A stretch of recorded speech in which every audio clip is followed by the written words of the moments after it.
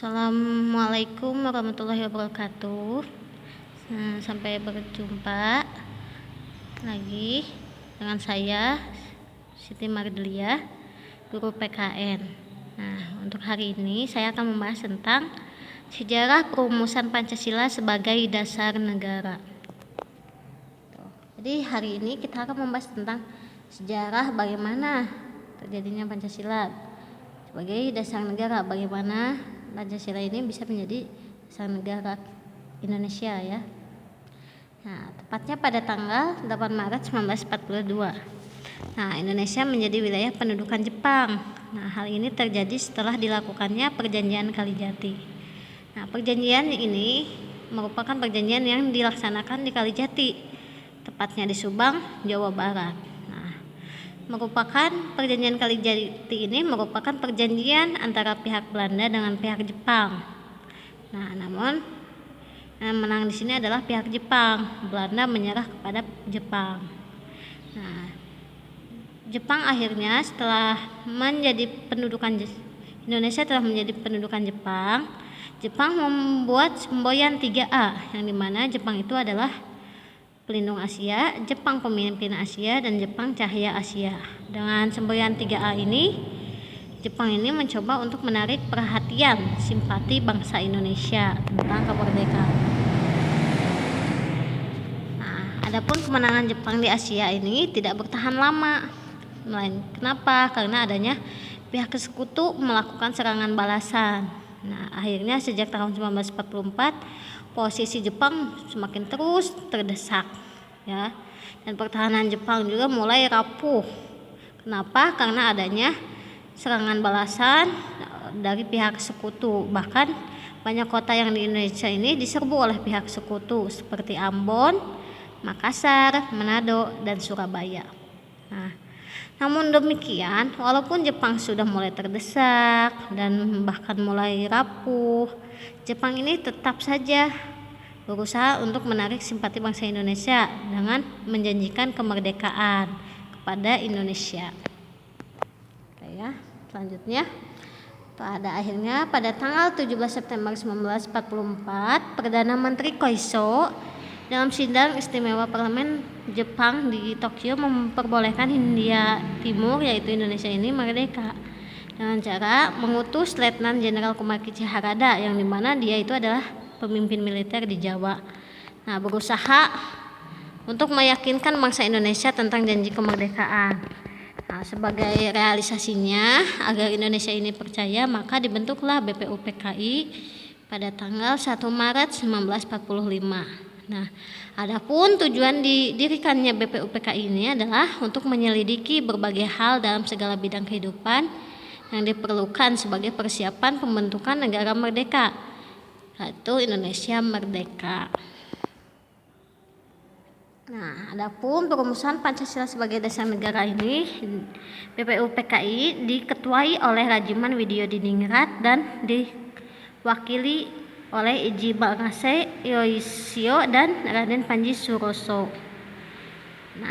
Pada sidang BPUPKI ini mengadakan 2 kali sidang. Ada sidang pertama dan ada sidang kedua. Sidang pertama diadakan pada tanggal 29 Mei sampai 1 Juni. Pada sidang pertama ini yang dibahas adalah rumusan dasar negara Indonesia. Meskipun belum sampai pada kesepakatan ya. Hingga akhirnya dibentuklah Panitia 9. Pada tanggal 29 Mei sampai 1 Juni ada 3 tokoh yang berpidato mengemukakan pendapatnya mengenai dasar negara, rumusan dasar negara.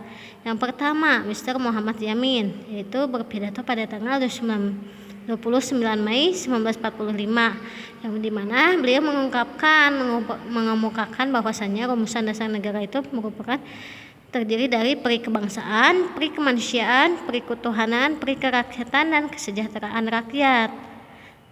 Esok lusanya Profesor Dr. Supomo berpidato pada tanggal 31 Mei 1945. Beliau juga mengemukakan mengenai rumusan dasar negara.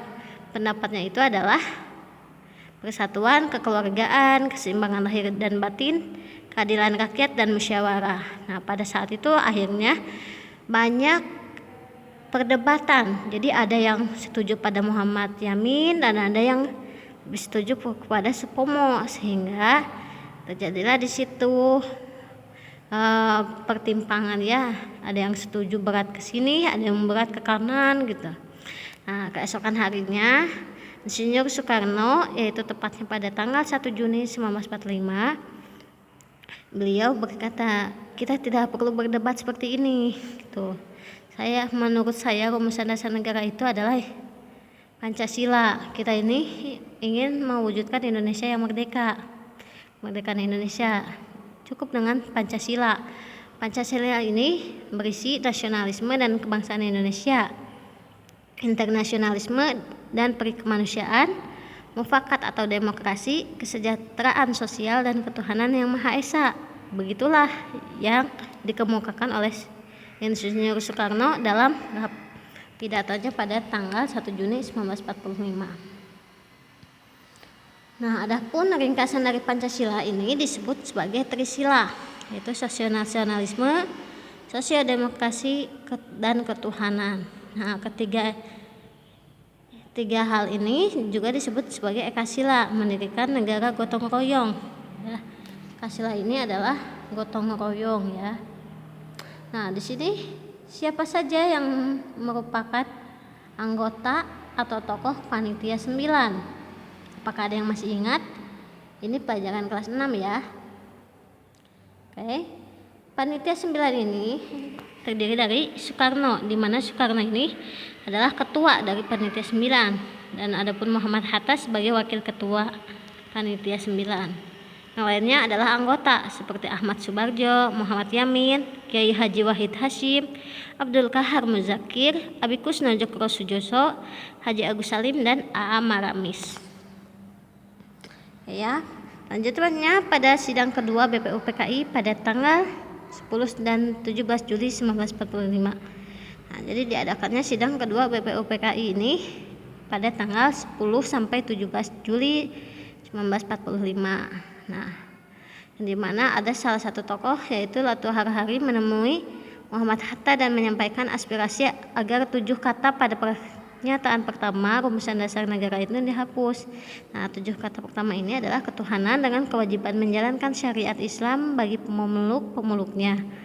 Nah, ini diharapkan untuk dihapus. Kenapa? Karena tidak sesuai dengan kenyataannya ya, bahwasannya orang Indonesia ini kan tidak seluruhnya menganut agama Islam.